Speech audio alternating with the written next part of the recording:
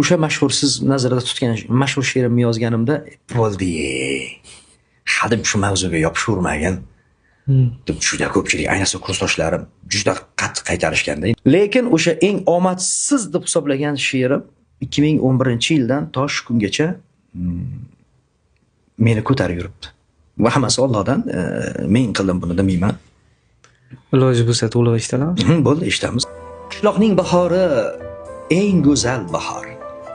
Shaharga ortiqcha intilma bola. Shaharda varraklar erkin uchmaydi. Shaharning osmoni simlarga to'la. Qishloqda kuylasang jo'shib kuylaysan, tunlarni, tonglarni kuylarga ula. Shaharda otilib kutishing qiyin.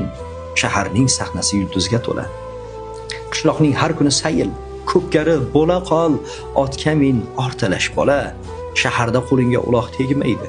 Shahar ko'chalari temirga to'la. Qishloqda taniydi hamma bir-birin, dilingni, elingni mehriga bela. Ey, shaharda mendaylar ko'payib ketgan, bilmaysan bu shahar kimlarga to'la.